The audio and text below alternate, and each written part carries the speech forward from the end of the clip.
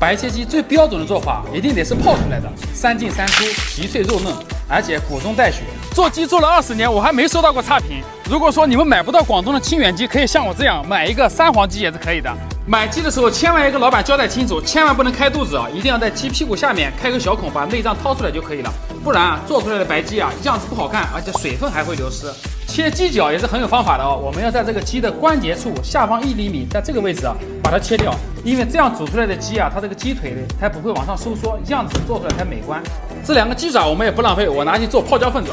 这个小屁股一定不能在煮之前把它切掉，不然你煮出来白鸡它这个鸡皮一收缩，切出来样子肯定不好看。要想鸡肉颜色好看，光靠这些还是不够的，我们再来上一点黄栀子，这可是天然的色素，一般菜市场都买得到的。用之前我们给它拍一下，这样煮的时候它的颜色才煮得出来，上色效果才更好。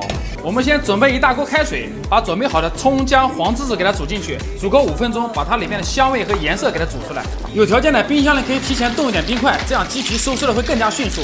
正宗的广东白斩鸡讲究3进3出。现在我们水已经烧开了，改成小火，我们把鸡给它放下去，烫个3秒钟。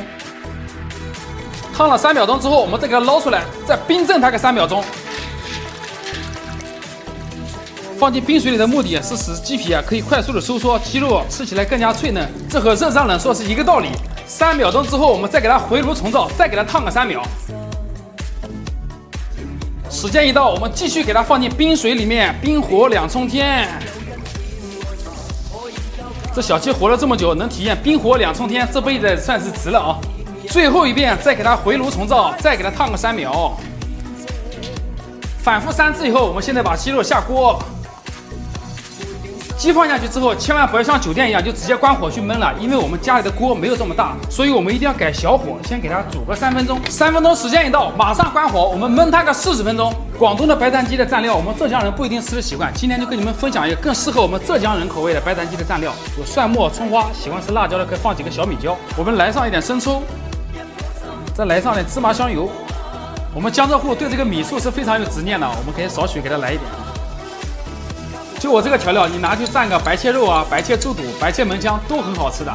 时间差不多了，给你们看看白斩鸡最好的状态是什么样子的，就是鸡腿里面带果冻的这种状态，就是最好的状态。俗话说得好，鸡腿里面有果冻的鸡才能称之为真正的白斩鸡。教大家一个小方法，我们在捞鸡的时候一定不能用漏勺，一定得用筷子。如果你用漏勺的话，会一不小心把这个鸡皮给它搞破，这个鸡就不好看了。所以我们用筷子把它挑起来，然后给它放进冰水里面，迅速的过凉。这样做出来的白斩鸡，它的鸡皮才够脆嫩。这个汤也别浪费了，我们拿去煮个面、烧个汤，都是很鲜美的。这个鸡已经冷却的差不多了，但是改刀也是很有技巧的。如果你切不好的话，这个鸡会被你切得一塌糊涂。这个时候的鸡屁股，我们再把它切掉，这个时候它鸡皮就不会收缩了，这个横切面是比较整齐的。然后从鸡脖子这里下刀把它砍下来，鸡头我们单独给它切下来，等会摆造型用。你看，我们沿着鸡的脊椎骨给它切开。切到下面，稍微用点力气，给它1切2。来，给你们看看什么是真正的白切鸡骨中带一点红红的血丝，这是鸡最好的状态。你看我做的白切鸡里面它是有果冻的。这个灵魂鸡头我们也给它摆上去就这道菜晚上的小酒都要多喝2杯。